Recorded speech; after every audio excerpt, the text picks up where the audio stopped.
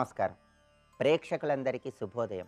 ఈనాటి శుభయోగం శీర్షికన సంకష్టహర చతుర్థి సందర్భంగా గణపతిని ఏ విధంగా పూజిస్తే విశేషమైన శుభ ఫలితాలను సిద్ధింపజేసుకోవచ్చో పరిశీలిద్దాం. అన్ని సంకటాలను తొలగింపజేసుకోవటానికి, అన్ని కష్టాలను నివారింపజేసుకోవటానికి సంకష్టహర చతుర్థి నాడు గణపతిని ప్రత్యేకమైన విధి విధానాలతో పూజించాలని ధర్మశాస్త్రం మనకు వివరించింది. గణపతికి ఎంతో ప్రీతిపాత్రమైనది గరిక కాబట్టి సంకష్టహర చతుర్థి నాడు గణపతిని పూజించేటప్పుడు గరికతో పూజించాలి. అలాగే గణపతిని పూజించేటప్పుడు 21 గరిక పోచలతో గణపతిని పూజించినట్లయితే సంకష్టహర చతుర్థి నాడు గణపతి విశేషమైన అనుగ్రహం కలిగి అన్ని విఘ్నాల నుంచి సులభంగా బయటపడవచ్చు. గణపతికి ఎంతో ప్రీతిపాత్రమైన సంఖ్య 21 కాబట్టి ప్రతి ఒక్కరూ కూడా ఈరోజు ఈ విధంగా 21 గరిక పోచలతో గణపతిని పూజించండి. గణపతి విశేషమైన అనుగ్రహం కలుగుతుంది.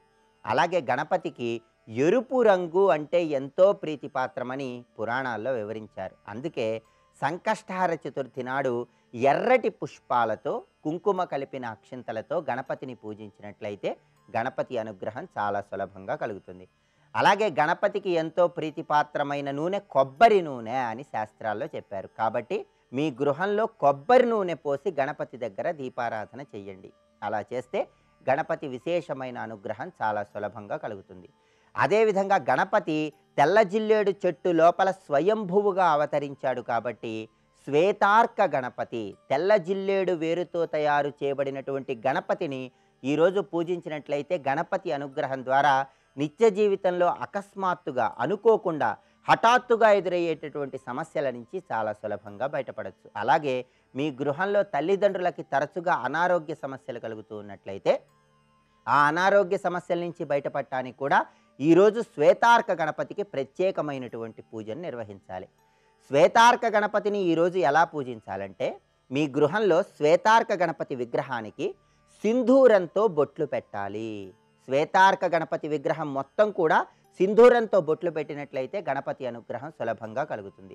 అలాగే మీరు గణపతిని పూజించేటప్పుడు దర్భాసనం మీద కూర్చొని గణపతిని పూజించండి. అలా పూజించినట్లయితే గణపతి విశేషమైన అనుగ్రహం కలిగి అకస్మాత్తుగా రాబోయేటటువంటి సమస్యల నుంచి చాలా సులభంగా బయటపడవచ్చు. అలాగే దాంపత్య జీవితంలో విభేదాభిప్రాయాలు ఎక్కువగా ఉన్నవాళ్ళు, దంపతుల మధ్య గొడవలు ఎక్కువగా వస్తున్న వాళ్ళు ఈరోజు గణపతి ఆలయానికి వెళ్ళి గణపతి ఆలయ ప్రాంగణంలో కొబ్బరి నూనె ప్రమిదలో పోసి 6 ఒత్తులు విడివిడిగా వేసి దీపాన్ని వెలిగించండి. ఆ దీపం కూడా గణపతి ఆలయ ప్రాంగణంలో ఉత్తర దిక్కులో వెలిగించండి. గణపతి ఆలయంలో ఉత్తర దిక్కులో కొబ్బరి నూనె పోసి 6 ఒత్తులు విడివిడిగా వేసి దీపాన్ని వెలిగిస్తే దాంపత్య జీవితంలో వచ్చేటటువంటి విభేదాభిప్రాయాల నుంచి చాలా సులభంగా బయటపడవచ్చు. అలాగే సంకటనాశక గణేశ స్తోత్రము అని ఒక ప్రత్యేకమైన స్తోత్రం ఉంటుంది. ఆ స్తోత్రాన్ని సంకష్టహర చతుర్థి సందర్భంగా ఈరోజు పారాయణ చేసిన లేదా విన్న గణపతి విశేషమైన అనుగ్రహానికి పాత్రులై ప్రతి ఒక్కరూ కూడా సమస్యల నుంచి సులభంగా బయటపడవచ్చు. విద్యార్థులైతే ప్రత్యేకంగా ఈరోజు ఓం గం నమః అనేటటువంటి మంత్రాన్ని వీలైనన్ని సార్లు స్మరిస్తూ ఎర్ర పుష్పాలతో గణపతిని పూజించండి. పోటీ పరీక్షలలో అత్యున్నత స్థాయిలో రాణించడానికి, జ్ఞాపక శక్తిని పెంపొందింపజేసుకోవటానికి ఓం గం నమః అనేటటువంటి మంత్రం ఈరోజు విద్యార్థులకు విశేషంగా ఉపయోగపడుతుంది. ఈ మంత్ర జపం చేస్తూ ఎర్ర పుష్పాలతో గణపతిని పూజించినట్లయితే విద్యార్థులందరూ కూడా విద్యారంగంలో తిరుగులేని విధంగా విజయాలను సిద్ధింపజేసుకోవచ్చు. రేపటి శుభయోగం శీర్షికన మంగళవారం సందర్భంగా సుబ్రహ్మణ్య భుజంగ స్తోత్రంలో ఉన్న వైభవం గురించి తెలుసుకుందాం. స్వస్తి.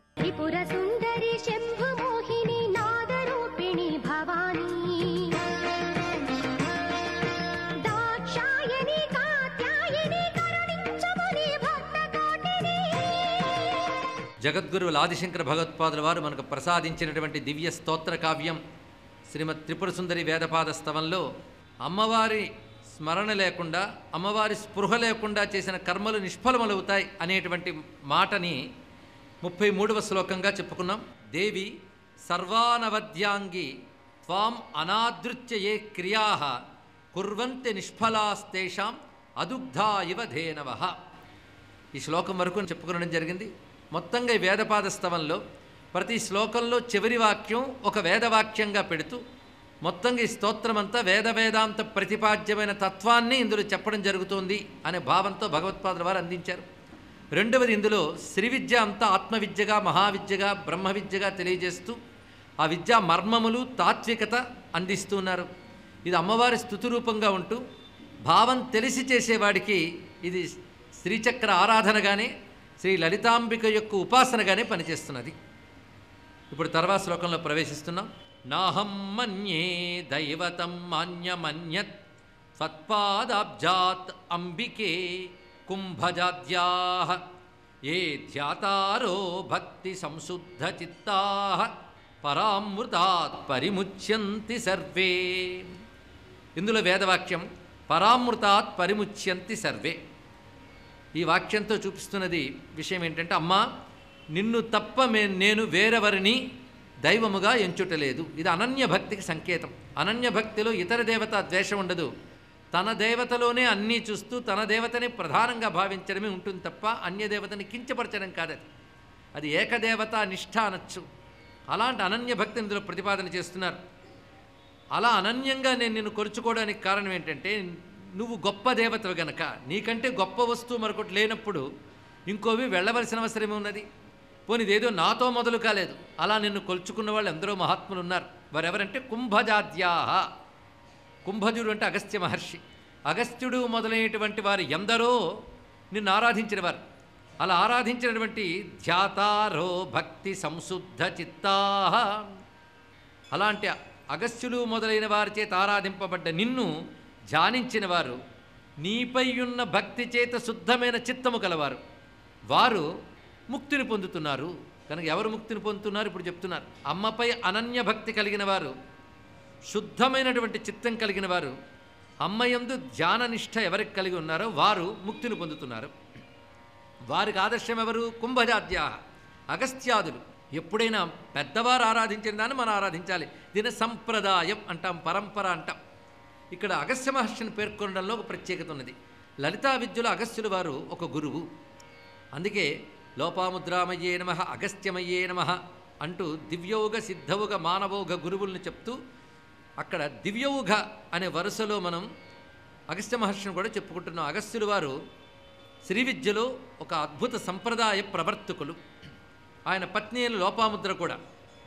అందుకే మొత్తం లలితా విద్య అంతా కూడా బ్రహ్మాండ పురాణంలో అగస్త్యుల వారికి హయగ్రీవ స్వామి వారు ఉపదేశించారు కదా. అందుకు కుంభజాద్యాహ అన్నప్పుడు ఆ శ్రీ విద్య సంబంధించిన గురువుల్ని ఇక్కడ స్మరించడం జరిగినది. అలా పరంపరగా వచ్చిన గురు పద్ధతిని అనుసరించి ధ్యానిస్తూ భక్తి చేత శుద్ధము కలిగిన చిత్తము కలిగారు ముక్తిని పొందుతున్నారు. ఇందులో గమనించవలసిన అందమైన విషయం, పరామృతాత్ పరిముచ్యంతి సర్వే. దీనికి రెండు రకాల అర్థాలు. పరా అమృతాత్ పరిముచ్యంతి. అమృతాత్ అనేటువంటి మాట పంచమీ విభక్తి. పంచమీ విభక్తి అంటే తెలుసు కదండి, తెలుగులో అయినా సంస్కృతంలో అయినా. పంచమీ విభక్తి అంటే వలనన్, కంటే, పట్టి, నుండి. ఇక్కడ రెండు. అందులో కంటే అనే మాట ఉన్నది, వలన అనే ఉంది. ఆ రెండు రకాలుగా కూడా చూసుకోవాలి. ఇక్కడ పరామృతాత్ అంటే పరమమైన అమృతము నుండి విడుదల పొందుతారు అన్నారు. అంటే అమృతత్వం నుంచి విడుదల పొందితే ఎలా అండి? మా అమృతాత్, అమృతం నుంచి మనం విడిపోకూడదు. విడిపోవలసిన దేని నుంచి? మృతమైన దాని నుంచి విడిపోవాలి, కానీ అమృతం నుంచి విడిపోకూడదు. కానీ ఇక్కడ అర్థం ఏముందండి? పరా అమృతాత్, ఉత్కృష్టమైన అమృతతత్వము నుంచి పరిముచ్యంతి సర్వే, వారందరూ విడిపోతున్నారు. అంటే ముక్తి స్వరూపమైన అమృతం నుంచి విడిపోతే అది గొప్ప. మరి ఏమిటి ఇందులో అర్థమై ఉంటుంది అంటే చక్కటి అర్థం చెప్పారు. పరా అమృతాత్ అంటే పరమమైన అమృతమైన అమ్మ వలన అని అర్థం. ఇక్కడ వలన, నుండి కాదు. ఇక్కడ అమ్మ వలన వాళ్ళు పరిముచ్యంతి సర్వే, వీరందరూ ముక్తి పొందుతున్నారు. అంటే అమ్మవారు ఎవరు? పరా అమృత. ఈ రెండు అమ్మవారి యొక్క పేర్లు. పరా, పరాశక్తి కదా. పరాస్య శక్తి వివిధైవ సూర్యతే. పరా అంటే సర్వోత్కృష్టం, అన్నిటినీ మించిన తత్వం, దానిని మించి మరేదీ లేని తత్వానికి పరా అని పేరు. అది అమ్మవారు పర. రెండు, ఆవిడ అమృత అంటే నాశరహిత ఆనందరూపిణి. రెండు అర్థములు. అమృత అనే నామానికి రెండు అర్థములు. నాశరహితమైనది అంటే శాశ్వతమైనది, రెండవది ఆనందస్వరూపిణి. కనుక పరమమైన అమృతమైన అమ్మవారి యొక్క దయ వలన వాళ్ళు ముచ్యంతి, పరిముచ్యంతి, పూర్తిగా ముక్తిని పొందుతున్నారు. అంటే అమ్మవారి దయ వల్ల మోక్షం లభిస్తుంది. ఎవరికి? ఏ ధ్యాతారో భక్తి సంశుద్ధ చిత్తాహ. పైవాక్యం. ఎవరు ధ్యానం చేస్తున్నారో, ఎవరు భక్తి చేత శుద్ధమైన చిత్తం కలిగి ఉన్నవారో వారు ఆ పరా అమృత అయినటువంటి అమ్మవారి వలన సంసార సముద్రము నుండి విడివడి ముక్తి పొందుతున్నారు. ఇదొక అర్థం. ఇంకొక అర్థం వేదపరంగా చెప్పుకుంటున్నాం కనుక పరా అమృత. పరా అమృత అంటే మాయ అని అర్థమయ్యా అన్నాడు ఇక్కడ. మాయ పర, అది మాయకి పరా ప్రకృతి అని పేరున్నది. పరా అంటే మాయకు ఆ పేరెందుకు వచ్చిందయ్యా అంటే జగత్తుకంతటికీ కారణం మాయ కనుక మాయకు కూడా పరా అని పేరున్నది. పైగా మాయ ఎప్పటి నుంచి ఉందో ఎవరికూ తెలియదు, కానీ మాయ ఎప్పుడు ఉండేది కనుక దానికి అమృత అని పేరు సరిపోయిందన్నాడు. కానీ ఒక్క బ్రహ్మజ్ఞానికి మాత్రమే జ్ఞానోదయం అయిన తర్వాత మాయిపోతుంది. అందరినీ మాయ ఆవరించే ఉంది, కానీ మాయ కూడా నాశరహితంగానే ఉంది కనుక అమృత అంటే మాయ.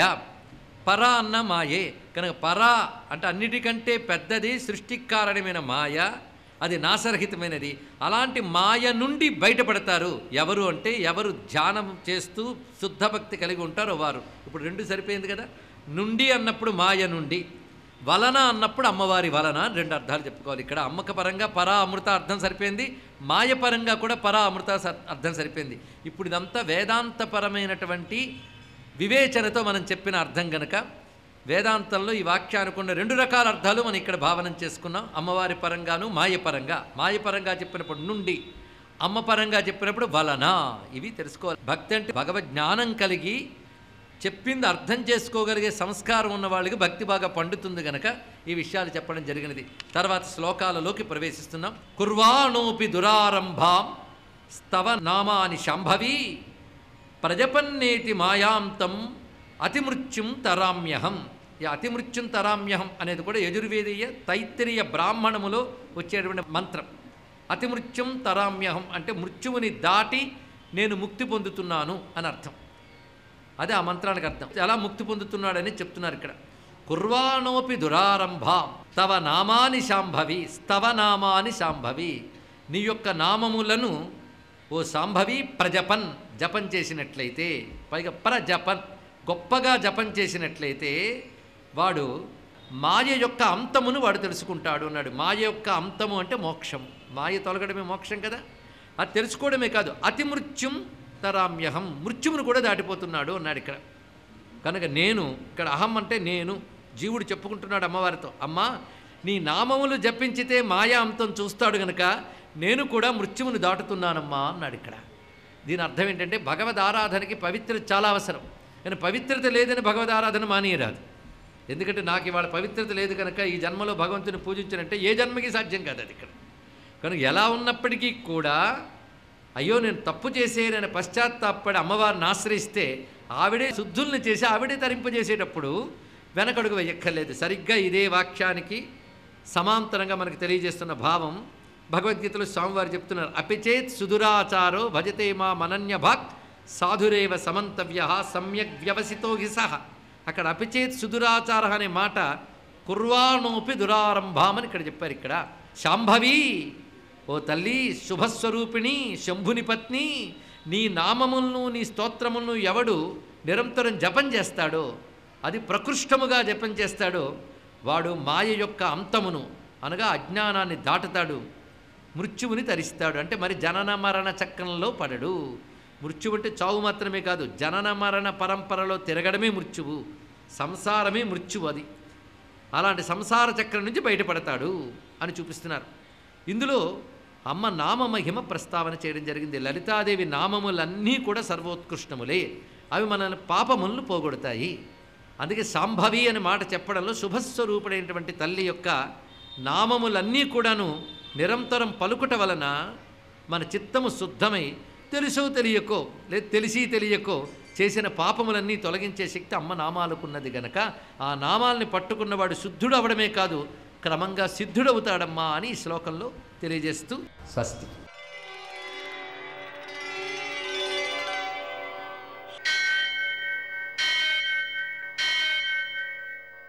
సహస్రశీరుషం దేవం విశ్వాక్షం విశ్వశంభువం విశ్వం నారాయణం దేవమక్షరం పరమం పదం విశ్వతః పరమాం నిత్యం విశ్వం నారాయణగుం హరిం విశ్వమేవేదం పురుషస్తద్విశ్వముపజీవతి పతిం విశ్వస్యాత్మేశ్వరగుం శాశ్వతగుం శివమచ్యుతం నారాయణం మహాజ్ఞేయం విశ్వాత్మానం పరాయణం. సూర్యశౌర్యమథేందురింద్రపదవీ సన్మంగళం మంగళం. మృత్యుంజయాయ రుద్రాయ నీలకంఠాయ శంభవే అమృతేశాయ సర్వాయ మహాదేవాయ తే నమః. నేటి కాలమాన విశేషాలను గమనిద్దాం. స్వస్తి శ్రీ చాంద్రమాన వికారనామ సంవత్సరం ఉత్తరాయణం వసంత ఋతువు చైత్రమాసం కృష్ణపక్షం సోమవారం. సూర్యోదయం 5:56 సూర్యాస్తమయం 6:33. తిథి తదియ ఉదయం 11:25 వరకు. నక్షత్రం అనురాధ సాయంకాలం 4:45 వరకు. వర్జం రాత్రి 10:28 నుంచి 12:06 వరకు. దుర్ముహూర్తం మధ్యాహ్నం 12:40 నుంచి 1:30 వరకు.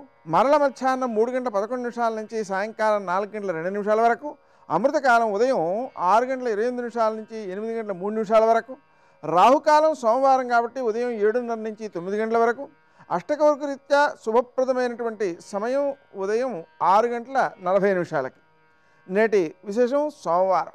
సోమవారం రోజున చంద్రశేఖరుని, గౌరీదేవిని, అలాగే శివ పరివారాన్ని, చంద్రుణ్ణి పూజించడం ద్వారా మనసుకు ప్రశాంతి కలగడంతో పాటు సరి అయినటువంటి నిర్ణయాలు తీసుకోగలగడం, మానసిక ఆరోగ్యాన్ని పెంపొందించుకోవడం సాధ్యపడుతుంది.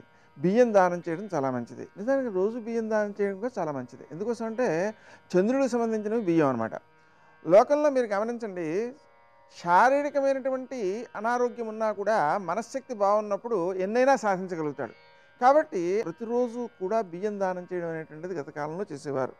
మనం ఇప్పుడు కూడా ఏం చేయవచ్చు అంటే ఒక కలశాన్ని ఏర్పాటు చేసుకుని దేవుడి దగ్గర ఒక గుప్పెడు బియ్యం మనకు తోచిన దక్షిణ దాంట్లో వేసేసి వారానికో 15 రోజులకో నెల రోజులకో ఒకసారి ఆ బియ్యం అన్నీ తీసుకువెళ్ళి ఏ ఆలయంలోనో ఏ పులిహోరో వండించడానికి ఇచ్చేసినట్లయితే ప్రసాద వినియోగం అవుతుంది, దేవునికి ఇచ్చినట్లు అవుతుంది. మనం ప్రతిరోజు దానం చేసినటువంటి ఫలితం కూడా వస్తుంది. ఎందువల్లంటే దానము ప్రతిరోజు చేయాలి అంటారు. విశేషించి ఈ బియ్యం దానం చేయడం ద్వారా మానసిక ప్రశాంతి, సరైన నిర్ణయ శక్తి ఏర్పడుతుంది. మానసిక ప్రశాంతి కోసం సర్వమంగళ మాంగళ్యే శివే సర్వార్థ సాధికే శరణ్యే త్ర్యంబకే గౌరీ నారాయణి నమోస్తుతే అనేటువంటి మంత్రాన్ని జపించుకోవడం ద్వారాను, గౌరీదేవి యొక్క అనుగ్రహాన్ని పొందడం ద్వారాను చంద్రుని యొక్క అనుగ్రహం సిద్ధించి మనసు ప్రశాంతిగా ఉంటుంది, సరైన నిర్ణయాలు తీసుకునేటువంటి శక్తి ఏర్పడుతుంది. నేటి ఆణిముత్యాలు.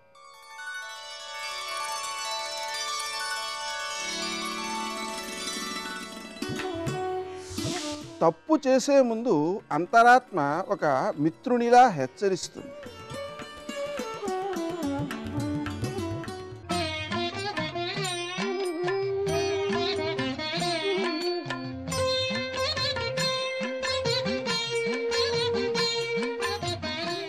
ఓం నమో నారాయణాయ. ఓం నమః శివాయ. శ్రీ మాత్రే నమః. ఈరోజు సోమవారం. సర్వేశ్వరునికి చాలా విశిష్టవంతమైనటువంటి ప్రభావం. అంటే ఆ స్వామి అనుగ్రహాన్ని సాధించడానికి ఓం అనేటువంటి బీజాక్షర సంపుడి చాలా విశిష్టంగా పనిచేస్తుంది. మనకు సనాతన సంప్రదాయంలో 2 ముఖ్యమైనటువంటి అక్షరాలు ఉన్నాయి. ఒకటి ఓము, రెండవది శ్రీం. ఓం లేకుండా ఏ మంత్రాన్ని కూడా మనం జపించం. శ్రీకారం అనేటువంటిది మంగళవాచకం. ఓంకారం, శ్రీకారం ఈ 2 కూడా మంగళకరమైనటువంటి వాచకాలుగా మనకు శాస్త్రాల్లో చెప్పారు. శ్రీకారంతో ప్రారంభించినటువంటి ఏ కార్యమైనా సరే జయం పొందుతుంది, క్షేమం కలిగి చక్కటి యోగాన్ని సిద్ధింపచేస్తుంది. ఏ కార్యమైనా సరే ప్రారంభించడానికి శ్రీకారం చుడతాం అంటాం. శ్రీ అనే శబ్దానికి లక్ష్మి అనేటువంటి అర్థం కూడా ఉందండి. శ్రీ అనేటువంటి పదానికి లక్ష్మి అనే పదం ఉంది కాబట్టే అందుకనే సీతతో కూడిన రాముణ్ణి శ్రీరాముడు అని చెప్పేసి కూడా మనం పిలుస్తాం. శ్రీరామ అంటంలో చాలా గూఢార్థం ఇక్కడ కనిపిస్తుంది. అంటే లక్ష్మీతో కూడినటువంటి స్వామివారు అని. ఇక్కడ మంత్ర సాధనలో కూడాను శ్రీం అనేటువంటి బీజాక్షరానికి ప్రత్యేక ప్రతిపత్తి ఉన్నది అని చెప్పేసి మనకు శాస్త్రాల్లో చెప్పారు. కాబట్టి మొత్తం మీద శ్రీ అనేది గౌరవ పురస్సరపరంగా, అంటే గౌరవాన్ని ఇవ్వటమే కాదు, మనకు ఐశ్వర్యాన్ని కూడాను ప్రసాదింపచేసేటువంటి అద్భుతవంతమైనటువంటి వాచకం. ఆ శ్రీం అనేటువంటిది చాలా విశేషం. అలాగే ఓం అనేటువంటిది కూడా చాలా విశేషం. ఇప్పుడు మొట్టమొదటిసారిగా అక్షరాభ్యాసం చేసేటప్పుడు పిల్లలకు, బాలికలకు తప్పనిసరిగా దిద్దించేటువంటి అక్షరం కూడా ఓమే. ఓం అనేటువంటిది పరబ్రహ్మ స్వరూపం. అకార మకార ఉకార శబ్దానికి నాంది పలుకుతుంది. అందుకనే ఈ ఓంకార పంచర సుఖీం అని చెప్పేసి అమ్మవారిని కూడా మనం ధ్యానం చేస్తూ ఉంటాం కదా. ఇక్కడ ఓంకి అంత గొప్ప విశేషార్థం ఉన్నది. కాబట్టే ఓం నమః శివాయ సిద్ధం నమః అని చెప్పేసి పిల్లవానికి కానీ బాలికకు కానీ అక్షరాభ్యాసం చేసేటప్పుడు సహజసిద్ధంగా మన సంప్రదాయంలో 5 ఏళ్ళు రాగానే అక్షరాభ్యాసము అనేటువంటి విధి విధానాన్ని ప్రారంభిస్తాం. ఈ అక్షరాభ్యాసంలో ఓం నమః శివాయ సిద్ధం నమః అనే పంచాక్షరీ మంత్రాన్నే తప్పనిసరిగా దిద్దించడం జరుగుతుంది. ఇలా దిద్దించడం వలన ఆ విద్యార్థికి జ్ఞానోదయం కలుగుతుంది, జ్ఞానవంతుడుగా మారుతాడు అని చెప్పేసి శాస్త్రం. ఈరోజు సోమవారం కాబట్టి శ్రీం శివాయ నమః అని చెప్పేసి అనుకుంటేనే చాలు. మనకు అటు శ్రీంకారంలో ఉన్న గొప్ప లక్షణం, ఓంకారంలో ఉన్న గొప్ప లక్షణం అర్థం చేసుకున్న వాళ్ళమంతాం. శ్రీం శివాయ నమః. సర్వే జనా సుఖినో భవంతు. రాముడు రాఘవుడు రవి పులుడితడు భూమి జక్కుపతి అయిన పురుష నిధానము. రాముడు రాఘవుడు రవి పులుడితడు. హనుమ యొక్క బాల్యాన్ని వర్ణిస్తూ మహర్షి అంటారు, ఈ పిల్లవాడు పెరిగి పెద్దవాడైన తరువాత లోకమునకు ప్రయోజనమును సాధించవలసిన అవసరం ఏర్పడినప్పుడు బాగా తెలుసున్నటువంటి పెద్దవాడొకడు ఈయన యొక్క వైభవాన్ని కీర్తిస్తాడు. ఈయన వైభవం ఎప్పుడు కీర్తింపబడుతుందో అప్పుడు మళ్ళీ ఈయన బలం గుర్తొస్తుంది. అప్పటి వరకు ఈ పిల్లవాడు ఈయన బలాన్ని మర్చిపోతాడన్నారు. మరిచిపోయారు కాబట్టే సుగ్రీవుడు వాలి తరువుకొస్తున్నప్పుడు ప్రపంచం చుట్టూ, భూమండలం చుట్టూ తిరుగుతుంటే తాను కూడా తిరిగారు మంత్రిగా. ఒక్కసారి జ్ఞాపకం వచ్చేసిన తర్వాత వాలిని తిప్పగలరు. ఆయనతో సమానమైన వీరుడు లోకంలో ఉండడు. మాట చేతనే హనుమకి శాపం పోయింది. ఆయనకి శాప విమోచనం కిష్కింధకాండ చివరిలో అయింది. 100 యోజనముల సముద్రం దగ్గర యువతల వైపు వానరులందరూ కూర్చుని ఉన్నారు. ఇంకే ఉంది చెప్పేశాడు సంపాతి. 100 యోజనముల సముద్రాన్ని దాటి ఆవలి ఒడ్డుకు వెళ్ళిపోతే కాంచనలంకలో అశోకవనంలో శిశుపావృక్షం కింద సీతమ్మ తల్లి కూర్చుని ఉందుట. వెళ్ళి ఆవిడ్ని ఊరడించి ఉంగరం ఇచ్చేసి ఆవిడ దగ్గర అభిజ్ఞానం పుచ్చుకుని వచ్చేయడమే. సంతోషంగా వెళ్ళి దక్షిణ సముద్రానికి ఉత్తర తీరంలో కూర్చున్నారు. అందరూ కూర్చుని దక్షిణ తీరం వైపుకి వెళ్ళాలి. తీరా వెళ్ళిన తర్వాత చూశారు, ఎవరు ఎన్ని పెడతారంటే 10 వెళ్ళేవాడు, 20 వెళ్ళేవాడు, 30 వెళ్ళేవాడు, 50 వెళ్ళేవాడు, 70 వెళ్ళేవాడు, 90 వెళ్ళేవాడు, 100 వెళ్ళి వెనక్కి రానివాడు తప్ప వెళ్ళి వస్తానన్నవాడు లేడు. ఒక్క హనుమ మాత్రం ఒక మూల కూర్చుని మహానుభావుడు ఏమీ మాట్లాడకుండా రామనామధ్యానం చేసుకుంటుంటే చూశాడు జాంబవంతుడు. జాంబవంతుడు వానరులలో పెద్దరిక ఉన్నవాడు. కారణం ఏమిటంటే ఈ సృష్టికంతటికి పెద్దవాడు చతుర్ముఖ బ్రహ్మగారు. ఆయనే సృష్టి చేశారు. ఆ బ్రహ్మగారు ఆవలిస్తే ఆయన నోట్లోంచి బయటపడ్డాడు. దేవతలు ఎలా అయినా సృష్టి చేస్తారు. కాబట్టి బ్రహ్మగారి అంశలో వచ్చినవాడు, అందుకే దీర్ఘాయుష్మంతుడు. వినాయకుని యొక్క వ్రతకథలో శమంతకోపాఖ్యానంలో కూడా కనపడతాడు జాంబవంతుడు. అంతటి మహాబలవంతుడు. ఆయనే చెప్పుకున్నాడు, ఒకానొకప్పుడు వామనమూర్తి బలిచక్రవర్తి దగ్గరికి వెళ్ళి దానం పుచ్చుకుని 3 అడుగులు ఇంతంతైవటుడు ఇంతయై మరుగుతానింతై అభోవీధిపై అంతైతో యదమండలగ్రమణ కల్లంతై ప్రభారాశిపై అంతై చంద్రునకంతయై ధ్రువునిపై అంతై మహర్వాటిపై అంతై సత్యపథోన్నతుండగుచు బ్రహ్మాండంత సంవర్ధి అయ్యని పెరిగిపోతే 21 మార్లు వామనమూర్తికి నేను ప్రదక్షిణం చేశాను. కానీ నేను ఎగరలేను, పెద్దవాడిని అయిపోయాను. కాబట్టి ఎగరగలిగిన వాడెవరు? ఎవరు కనపట్టలేదు. అసలు ఎగరగలిగినటువంటి వాడు హనుమ ఒక్కరే. ఆయనేమో అలా కూర్చున్నారు. అప్పుడు వెళ్ళి పొగిడాడు మహానుభావుడు. ఉత్తిష్ట హరిషార్తూల లంఘవస్య మహార్ణవం పరాహి సర్వభూతానాం హనుమాన్ సర్వతగ్గత. మహానుభావ, నువ్వు లేవాలి, లేచి ఈ సముద్రాన్ని లంఘించాలి. ఎందుకో తెలుసా? నీకొక్కడికే ఆ శక్తి ఉంది. నీ తల్లి కుంజకస్థల, ఆమె శాపవశాత్తు ఈ భూమి మీద వానరకన్యగా జన్మించింది. ఆమె పేరు అంజనాదేవి. నీ తండ్రి అయినటువంటి కేసరికి ఔరసపుత్రుడివై అంజనాయందు జన్మించినటువంటి కారణజన్ముడవు. గరుత్మంతుడికి ఎంత బలముందో నీకంత బలం ఉంది. నువ్వు ఈవలి ఒడ్డున నించుని ఆవలి ఒడ్డుకి స్పృశించగలవు. ఈ భూమండలాన్నంతటినీ ప్రదక్షిణం చెయ్యగలవు. నీవు ఎగురుతున్నప్పుడు ఈ మేరుపర్వతం చుట్టూ కూడా తిరగగలవు. అంతటి శక్తి కలిగిన వాడివి. ఈనాడు కొన్ని కోట్ల మంది వానరుల యొక్క ప్రాణములు సంకట స్థితిలో ఉండగా ఏమీ తెలియని వాళ్ళ నువ్వు అలా కూర్చోవడం బావులేదు. మహానుభావా, నువ్వు హనుమాన్ హరిరాజస్య సుగ్రీవస్య సమోహపి రామలక్ష్మణయోశ్చాపి బలేన తేజసేన చ. బలంలో తేజస్సులో రామలక్ష్మణులతో సుగ్రీవుడితో సమానమైన వాడివి. నువ్వు అలా కూర్చోడానికి వీలు లేదు. పుంజుకో నీ బలాన్ని అన్నారు. అంతే. పరాహి సర్వభూతానాం హనుమన్యాగతి సదా. నువ్వు 100 యోజనముల సముద్రాన్ని దాటి వెళ్ళిపోతుంటే సమస్త భూతములు అంజలి ఘటించి చూసి సంతోషిస్తాయి. లే హనుమా అన్నారు. జాంబవంతుడు చేసిన స్తోత్రానికి హనుమ యొక్క శాప విమోచనం అయిపోయింది. మాటయే రామాయణంలో హనుమ యొక్క వైభవాన్ని మళ్ళీ ఉద్దీపింపచేసింది. అంతే. మహానుభావుడు లేచి నిలబడ్డాడు. మేరుమందర సంకాశౌ భవోదిత్తానల ప్రభ అగ్రత వ్యవతస్తేచ. ఆయన ఒక్కసారి అంత ఎత్తున పెరిగిపోయి ఎర్రటి ముఖంతో దంష్టలతో పరిగల వంటి బాహువులతో ఆ పెద్ద పెద్ద పాదాలతో ఇక్కడ నిలబడి నేను బయలుదేరితే ఈ భూమి నేను ఎగిరినప్పుడు తట్టుకోలేదని నేను గరుత్మంతుడు అపారమైన వేగంతో సముద్రం మీద వెడుతూ పావుని తన్నుకుపోతుండగా చూశాను. గరుత్మంతుడు ఎంత వేగంతో ప్రయాణిస్తాడో నేను కూడా అంత వేగంగా ప్రయాణిస్తాను.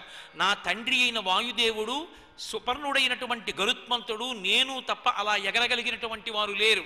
నేను ఇప్పుడు ఎంత సంతోషాన్ని పొందుతున్నానంటే 100 యోజనముల సముద్రాన్ని దాటి వెళ్ళడం కాదు, ఈవలి ఒడ్డున నిలబడి నా శరీరాన్ని పెంచి సముద్రం నుంచి వంగి అవతల వైపు ఒడ్డుని నా చేతితో అందుకోవాలనుకుంటున్నాను.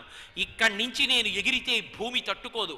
అందుకని మహేంద్రగిరి శిఖరముల మీద నిలబడి అక్కడి నుంచి నేను ఎగురుతానని మహానుభావుడు అక్కడ నిలబడితే తతో రావణనీతాయ సీతాయ శత్రుకర్షణ ఏష పదమన్వేష్టం చారణాచరితే పది అని సుందరకాండ ప్రారంభం. అంతలా నిలబడి ఆయన ఎగరడానికి సిద్ధపడితే తమతో ఇంతకాలం తిరిగినటువంటి మహావీరుడు శాప విమోచనమై సముద్ర లంఘనం చెయ్యబోతున్నాడని ఆయన వెళ్ళి సంతోషంగా సీతమ్మ తల్లి యొక్క జాడ కనిపెట్టి వెనక్కొస్తేనే వీళ్ళకు బతుకు, లేకపోతే బతుకు లేదు. కాబట్టి ఆయన వంక చూశారు. అంత తేజోమూర్తి అయి నిలబడి ఉన్నాడు. అటువంటి స్వరూపాన్ని వాళ్ళు చూడలేదు, తెల్లబోతున్నారు. వాళ్ళందరికీ కూడా సంతోషాన్ని కల్పించాడు. ఎందుకని? అప్పటికే సుగ్రీవుడిచ్చిన వేళ దాటిపోయింది. సీతమ్మ తల్లి జాడ కనిపెట్టకుండా వెనక్కి వెళ్ళారా సుగ్రీవుడు వధిస్తాడు. ప్రాణ సంకటంలో ఉన్నటువంటి వానరులందరికీ కూడా ధైర్యాన్ని చెప్పారు. మీరేమీ బెంగపెట్టుకోవలసిన అవసరం లేదు, నేను వెడుతున్నాను. సీతమ్మ తల్లి జాడ కనిపెట్టి వస్తాను. కానీ ఎక్కడా అహంకారం ఉండదు. మాట అంటే మనిషి వ్యక్తిత్వాన్ని ఆవిష్కరిస్తుంది. ఎంత గొప్పగా మాట్లాడతారంటే యథారాఘవ నిర్ముక్త శరస్వసన విక్రమ గచ్చేతత్గమిష్యామి లంకాం రావణపాలితాం నహి ద్రక్ష్యామి ఇది లంకాయాం జనకాత్మజాం అనేనైవ వేగేన గమిష్యామి సురాలయం బద్ధ్వారాక్షత రాజేన మోనయిష్యామి రావణం సర్వదా కృతకార్యోహ. నేను ఇప్పుడు బయలుదేరుతున్నాను. ఎలా బయలుదేరుతానో తెలుసా? బంగారు కోదండాన్ని తన ఎడంచేత్తో పట్టుకుని అక్షయమణ తూణీరంలోంచి కుడి చేతితో బాణాన్ని తీసి వింటినారియందు సంధియాక కర్ణాంతములాగి విడిచిపెట్టినటువంటి రామబాణం లక్ష్యం మీద ఎలా వెళ్ళి పడుతుందో అలా మధ్యలో ఆగకుండా నేను లంకాపురంలోకి ప్రవేశించి సీతమ్మ తల్లి యొక్క జాడ కనిపెడతాను. ఒకవేళ నాకు కాంచన లంకలో సీతమ్మ తల్లి జాడ కనపడకపోతే అక్కడి నుంచే ఊర్ధ్వలోకానికి వెళ్ళి స్వర్గలోకంలో సీతమ్మ ఎక్కడుందో వెతికి చూసి తీసుకొస్తాను. అక్కడ కూడా కనపడకపోతే మళ్ళీ కాంచనలంకకి వెళ్ళి 10 తలల రావణాసురుడు ఈ భుజాదండం కింద ఒక పురుగు మర్దిస్తాను. పట్టుకుని తీసుకొచ్చి ప్రశ్రవణ పర్వత శిఖరముల మీద కూర్చున్న రామచంద్రమూర్తి యొక్క పాదముల యందు సమర్పించి కృతకృత్యుడనవుతాను. మీరు బెంగపెట్టుకోకండి, తీసుకొస్తాను సీతమ్మని ప్రతిజ్ఞ చేశారు. హనుమ చేసిన ప్రతిజ్ఞకి ఎంత సంతోషపడిపోయిందో. ఆ రోజున మా స్వామి బయలుదేరుతున్నాడు. ఖచ్చితంగా సీతమ్మ తల్లి జాడ కనిపెడతాడు. పొంగిపోయారు. మహానుభావుడు హనుమ అంటే మాట. బుద్ధిర్బలం యశో ధైర్యం నిర్భయత్వం అరోగత అజాడ్యం వాక్పటుత్వం చ హనుమత్ స్మరణాత్ భవేత్. ఎవరు హనుమని స్మరిస్తారో, ఎవరు హనుమకి నమస్కరిస్తారో వారికి అటువంటి వాక్పటుత్వం అబ్బుతుంది. బయలుదేరారు. సముద్రాన్ని లంఘించి ప్రయాణం ప్రారంభం చేశారు. పిబర్నివ బభౌచార్పి సౌర్మిమాలం మహార్ణవం పిపాస రివచాకాశం దృశేష మహాకపి అంటారు మహర్షి. ఆకాశాన్ని తాగేస్తున్నారా అన్నట్టుగా ఆకాశంలో ప్రయాణం మొదలుపెట్టారు. ఊరు వేగోద్ధతా వృక్షా ముహూర్తం కపిమన్వయం ప్రస్థితా దీర్ఘమధ్వానం సబంధుమివ బాంధవా.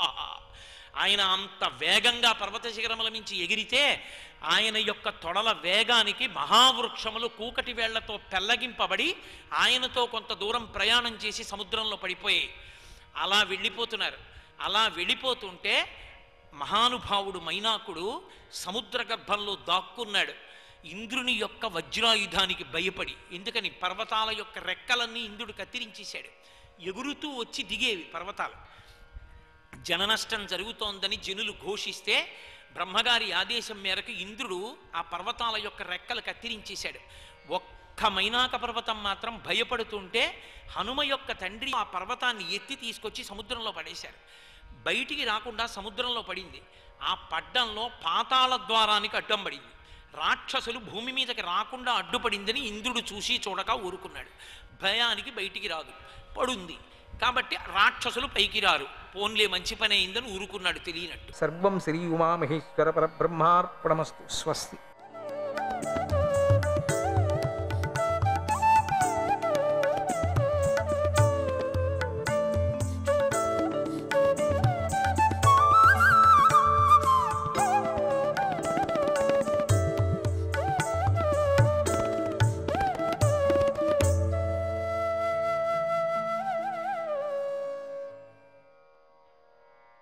నారాయణ నారాయణ నారాయణ నారాయణ. వారు మంచి భోజనాన్ని మట్టి పిడతలలో పట్టుకున్నారు. వాళ్ళంతా పట్టుకొని వెళుతున్నారు. బెత్తాలను, కొమ్ము బూరాలను, పిల్లను గ్రోవులను కూడా వాళ్ళంతా చాలామంది. కృష్ణుడు ఒక్కడే వాయించేవాడు కాదు, పిల్లను గ్రోవులను అందరూ కూడా వాయించేవారు అక్కడ. ఏదో మనం ఇంతవరకు కృష్ణుడు మాత్రమే పిల్లను గ్రోవు వాయిస్తున్నాడు, మిగతా వాళ్ళంతా నాట్యం చేస్తున్నారు, తపలా కొట్టేవాడు తపలా కొడుతున్నాడు అని మనం అనుకుంటాం. కానీ అక్కడ చాలామంది వాళ్లకు అందరికీ వచ్చు. కానీ కొంచెం విశేషంగా ఉంటుంది. బాలకృష్ణ విశేషంగా ఉండకపోతుందా? చిన్నారి కృష్ణుడిది, మన కృష్ణుడిది. అట్లా అందరూ కూడా కొంతమంది కర్రలు పట్టుకున్నారు దూడలను అటు ఇటు పెట్టడానికి, కొంతమంది కొమ్ము బూరాలను పట్టుకున్నారు. వాళ్ళు బూరించడం ఒకటే. ఎందుకు ఇక్కడ కూడా కొమ్ము బూరాలను అంటే ఆ శబ్దం ఎందుకు చేయాలంటే కొన్ని వేల కొద్ది ఉన్నారని చెప్పాను కదా. ఆ గుంపులంతా ఒకే చోట వెళుతూ ఉండాలి కదా. ఇక్కడి నుంచి సంకేతం వెళితే అటా సంకేతం వెళ్ళిపోతూ ఉంటుంది. అక్కడి నుంచి వాడు వాయిస్తాడు, అక్కడి నుంచి వాడు వాయిస్తాడు, అక్కడి నుంచి వాడు. సో దగ్గరగా ఆ కొమ్ము బూరించినట్టుగా ఉంటుంది. వీళ్ళంతా ఎంత ఆనందం, అంతా కళ్ళు మూసుకొని అనుకోండి. ఈ పిల్లలందరూ కూడా, గోపాలులు, చిన్న చిన్న పిల్లలందరూ కూడా కొంతమంది అన్నం పట్టుకున్నారు, అంటే కుండను పట్టుకున్నారు, కొంతమంది కర్రలను పట్టుకున్నారు, కొంతమంది పిల్లని గ్రోవులను పట్టుకున్నారు, కొంతమంది బూరాలను పట్టుకున్నారు. ఇట్లా నడుస్తూ ఉన్నారు. కృష్ణుడి సమంగా వెళుతూ ఉన్నారు. వారందరూ కూడా వేల కొద్ది ఉన్న తమ దూడలను శ్రీకృష్ణుడి దూడలతో కలిపివేసి ఒక గుంపుగా చేరారు. వాళ్ళంతా ఒక గుంపుగా చేసుకొని వెళుతున్నారు. అక్కడక్కడ గల పిల్లలతో కలిసి ఆటలతో విహరించారు. మధ్య మధ్యలో ఆటలాడుతున్నారు కూడా పిల్లలు. దాగుడు మూతలాడుతున్నారు, పరిగెత్తుతున్నారు. అన్నీ అక్కడక్కడే వెళ్ళే సందర్భంలోనే జరుగుతున్నది అంతా కూడా. చాలా ఉత్సాహంగా ఉన్నారు. ఎంత మంచి, మనమంటే ఒకే మాట ఇంగ్లీష్లో ఎక్సర్సైజ్ అంటాం, మంచి వ్యాయామం అంటున్నాం. ఆ మంచి వ్యాయామం ఉన్నప్పుడే ఆరోగ్యం ఉంటుంది శరీరానికి.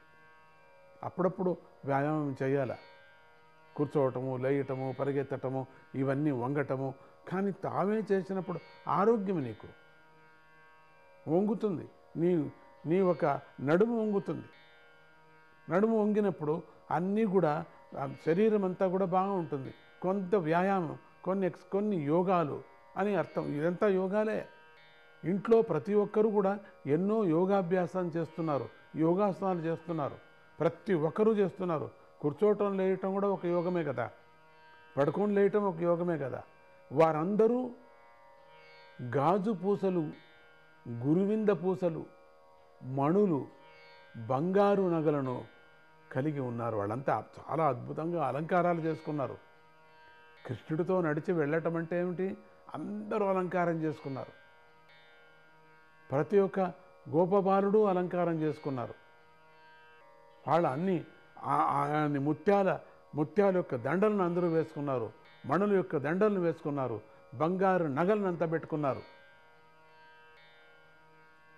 పళ్ళు, చిగుళ్ళు, పూలగుత్తులు, పూలు, నెమిలి, ఈకలు, రంగురాళ్లను కూడా అలంకరించుకున్నారు. ఒక్కొక్కరు అందరూ కృష్ణుడిలాగానే అందరూ కూడా నెమిలి యొక్క ఈకలను పెట్టుకున్నారు. అందరూ కూడా పూలగుత్తులను పెట్టుకున్నారు. అంతో అట్లా కట్టేశారు పూలగుత్తుల్ని. ఆ జుట్టుకు కట్టేశారు. ఒక్కొక్క జుట్టు ఇంత ఉండేది, అట్లా కట్టేశారు. హారాలు వేసుకున్నారు. ఇక్కడిక్కడ పూల దండలు పెట్టుకున్నారు, మణులు వేసుకున్నారు. చూడటానికి ఎంత ఆనందం ఉన్నారో ఆ గోప బాలుకలు. వైకుంఠమే దిగింది అక్కడ. అవును కదా, మనం పాడుకున్నాం కదా, మనం ఆ బృందావనమే వైకుంఠం అనుకున్నాం కదా. అటువంటి వైకుంఠమే దిగి నడిచిన దేవతలంతా నడుచుకొని వెళుతున్నారు. దూడలు సాధారణ దూడలు కాదు అని చెప్పుకున్నాం కదా, అవి కూడా దేవతలే. రంగురంగుగా ఉన్నాయి, చాలా ఉత్సాహంగా ఉన్నాయి. అసలు తల్లిని మరిచిపోయాయి. అందరూ గుమిగూడి వెళుతున్నారు. అటా వెళుతూ అలంకరించుకొని వీళ్ళంతా గోపబాలుకులు, దూడలు వెళుతున్నాయి. కొంతసేపు గడిచిన తరువాత శ్రీకృష్ణుడు అడవి అందాన్ని చూడటానికై చాలా దూరం వెళ్ళిపోయాడు. చాలా దూరం వెళుతున్నాడు. అడవి యొక్క అందం చాలా బాగా ఉంటుంది. అన్నీ మర్చిపోతాం మనం. ఒక అడవిలో వెళ్ళిన తర్వాత అందం చూడటానికి చిన్న చెట్టు, పెద్ద చెట్టు, చిన్న చెట్లు, ఇట్లా ఆ విధమైనటువంటి పెద్ద పెద్ద పర్వతాలు లాగా, కొండల్లాగా, తర్వాత పెద్ద గొయ్యలులాగా, ఇవన్నీ చూడటానికి చాలా అందంగా ఉంటుంది. అడవి అందాన్ని చూడటానికి చాలా బాగా ఉంటుంది. అటువంటి రచన ఎవరూ చేయలేరు. అందుకే కవులంతా పరిగెత్తిపోతారు. కవులంటే ఈ డ్రాయింగ్ రాసేవాళ్ళు. వాళ్ళు వెళ్ళి అదంతా మొత్తము ఆ అడవినంతా చిత్రీకరించుకుంటారు. తమ యొక్క లేఖనితో, తమ యొక్క పేపర్ల మీద రాసుకుంటారు వాళ్ళంతా కూడా. లేఖకారకుడు, ఆ విచిత్రమైనటువంటి చిత్రకారుడు చిత్రాన్ని అక్కడ విడిపిస్తున్నాడు, అడవిని మొత్తం. నీళ్లు పడుతూ ఉంటే ఆ నీళ్లను చూడటానికి చిత్రకారుడు ఒక చిత్రం రాస్తాడు. అసలు అప్పటి కాలంలో ఫోటోలు లేవు కదండి మనకు. చిత్రకారుడు చెప్పినటువంటిది, రాసినటువంటిదే మనకి ఈరోజు ఫోటోలు ఉన్నాయి. ఇటువంటి అందాన్ని తానే సృష్టి చేసినటువంటి పరమాత్ముడు ఈ అడవిని తానే మొదట అందగాడు. తాను అందగాడు కాబట్టి ప్రపంచాన్నంతా అందం చేశాడు. ప్రపంచాన్నే తాను ఎట్లా ఉన్నాడో అందము, ఆ అందాన్ని ప్రపంచంలో ఉండినటువంటి ప్రకృతినంతా అందం చేసేసాడు. ఎంత అద్భుతమైనటువంటి ప్రకృతి. ఒకవేళ వానలు రాకపోయినప్పటికీ కూడా ఆ చిన్న చిన్న చెట్లే ఒక అందంగా ఉంటుంది. ఆ ఇసుక తిన్నిలే ఒక అందంగా ఉంటుంది కదా అండి. మంచి వాళ్ళు ఏమిస్తారు? మంచితనాన్నే ఇస్తారు. మంచి శక్తి వాళ్ళు ధనవంతుడు ఏమిస్తాడు? దానగుణంతో ధనవంతుడు అవుతాడంట. విద్యావంతుడు విద్యనిచ్చి విద్యావంతుడు అవుతాడు. వినయ రూపంతో చూపిస్తూ ఉంటాడు. అట్లా అందంగా ఉండేటువంటి శ్రీకృష్ణుడు, ఆ పరమాత్ముడు అందాన్ని సృష్టించాడు. అటువంటి అందాన్ని, తన సృష్టినే తాను చూసుకోవటానికి కృష్ణుడు బయలుదేరాడు. చాలా దూరం వెళ్ళాడు. అప్పుడు పిల్లలు నేనంటే నేను అనుకుంటూ పరిగెత్తి శ్రీకృష్ణుడిని ముట్టుకొని ఆనందించేవారు. అప్పుడు కృష్ణుడు వెళుతూ ఉంటే ముందుగా ప్రతి ఒక్క చిన్నారి కృష్ణుడు, వీళ్ళంతా కూడా గోప పిల్లలందరూ కూడా, గోప బాలుకలు, వాళ్ళు కృష్ణుడిలాగానే వేషం వేసుకున్నారు. అందరూ కనిపెట్టేదే కష్టం కృష్ణుడు ఎక్కడున్నాడని చెప్పి. కృష్ణుడిని కనిపెట్టవచ్చు, కానీ ఆ విధమైనటువంటి వేషం వేసుకున్నారు. కృష్ణుడు కొంచెం ముందు వెళుతుంటే ప్రతి ఒక్క గోప బాలకుడు కూడా వెళ్ళటము, పరిగెత్తడం, పట్టుకోవటం, మళ్ళీ పరిగెత్తి రావటం, మళ్ళీ పరిగెత్తి నేను ముందు వచ్చాను, నేను పట్టుకున్నాను కృష్ణుణ్ణి. ఇది పరమాత్ముడు, ఆ పరంధాముడు ఆ తత్వరూపాన్ని చూపిస్తూ మనకు ఆటలు ఆడుతున్నాడు, నడుస్తున్నాడు. అట్లా పరిగెత్తుకొని వెళ్ళటం చేస్తున్నారు ఈ పిల్లలంతా. ముట్టుకొని ఆనందించేస్తున్నారు. ఒక్కొక్కరు ఒక్కొక్క విధమైనటువంటి ఆనందంతో పరిగెత్తుతున్నారు. కొందరు పిల్లన గురువులను వాయిస్తూ ఉంటే, మరికొందరు కొమ్ము బూరాలను ఊదేవారు. వాళ్ళ చేతిలో ఉండేటువంటిది ఒక్కొక్కరు ఒక్కొక్కటి చేస్తూ ఉన్నారు. ఒకటి పరిగెత్తి పట్టుకోవటం, ఒకటి కొమ్ము బూరాలను ఊదటం, అట్లా కొంతమంది పిల్లని గురువులను వాయిస్తూ ఉండటం. ఈ విధంగా జరుగుతున్నది. కృష్ణ కృష్ణ శ్రీహరి అట్లా ప్రయాణం సాగుతూ ఉన్నది.